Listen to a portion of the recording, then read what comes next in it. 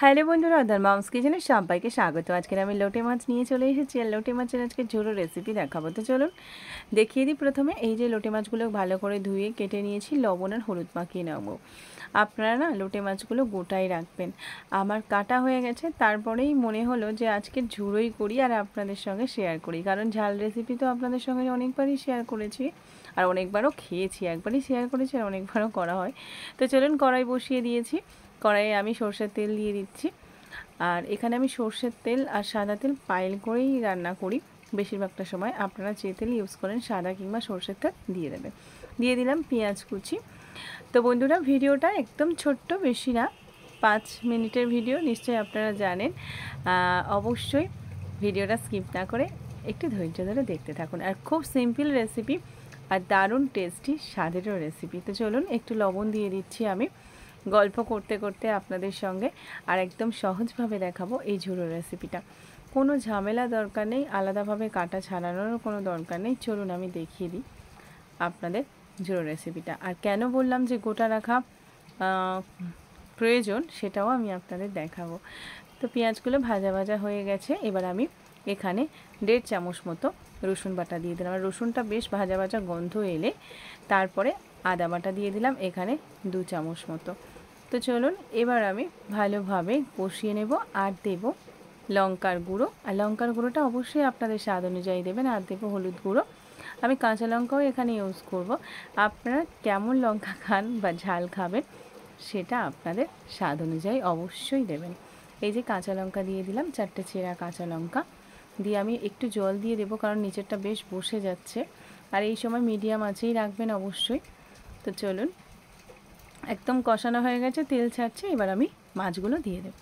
এই যে, আর মাছগুলো বেশ টাটকা, কিন্তু লোটে মাছ যতই টাটকা হোক না কেন এত জল ওঠে লোটে মাছ থেকে, প্রচুর জল বেরোয়।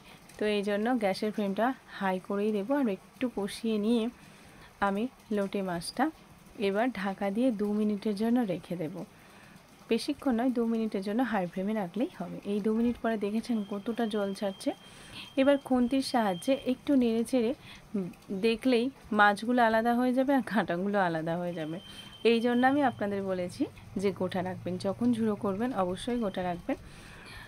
এরকম রাখলে অসুবিধা নেই, তবে একটু ধৈর্য ধরে কাঁটাগুলো বেছে নিতে হবে। যদিও লোটে মাছের কাঁটা গালে বা দাঁতে ফোটার মতো নেই, মানে নয়, লোটে মাছের কাঁটা ভীষণ নরম হয়। তো চলুন আমি এই খুন্তির সাহায্যে বের করে নিচ্ছি। আর আপনারা তো গোটা রাখবেন, কারণ আমার কাটা হয়ে গেছে বলে আমি কাঁটাটা দেখালাম। আপনারা গোটা রাখবেন, কারণ খুব সহজেই কাঁটাগুলো ছাড়িয়ে নিতে পারবেন। আর এটাও কোনো ব্যাপার নয়, আমি ছাড়িয়ে নিয়েছি খুব সহজে। তো চলুন বন্ধুরা এবার আমি আপনাদের দেখাই। আর এই সময় না গ্যাসের ফ্লেমটা ভীষণ হাই, মানে একদম হাই করে রাখবেন। এই যে ভীষণ জল বেরোয়, জলটাকে মারার জন্য হাই করে রাখতে হবে সব সময়।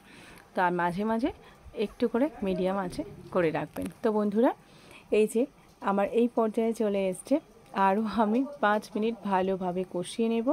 কষানোর পরেই আপনাদের দেখাবো।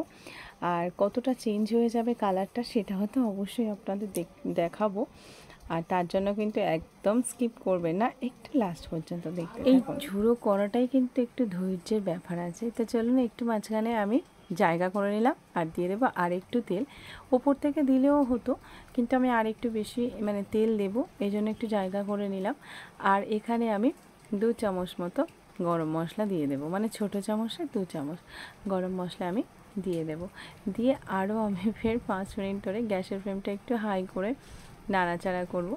আর লোটে মাছের ঝুড়ো একটু খেতে হলে একটু ধৈর্য, বলতে এই যে ঝুড়ো করাটার মানে শুকনো করাটাই ধৈর্যের ব্যাপার। আর এমনিতে কথায় আছে, কষ্ট না করলে কিন্তু কেষ্ট পাওয়া যায় না, তাই না বলুন? তো চলুন এই যে ভালোভাবে অনেকটা ঝুড়ো হয়ে এসছে, তবে আর একটু কালার চেঞ্জ হবে, তার জন্য আমি আরও একটু সময় করে ভেজে নেব, মানে ঝুড়ো করে নেব।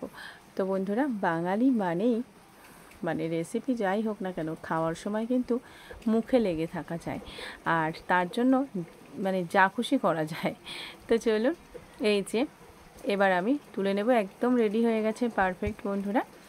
এবার আমি আপনাদের সার্ভ করে দেখাবো। আর যদি ভিডিওটা ভালো লাগে অবশ্যই একটা লাইক আর চ্যানেলটা সাবস্ক্রাইব করতে ভুলবেন না।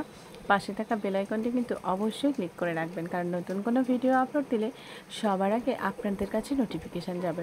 এত সুন্দর টেস্ট হয়, অসাধারণ টেস্ট হয় বন্ধুরা। ভালো থাকুন, সুস্থ থাকুন, অবশ্যই ঘরে বানিয়ে খান।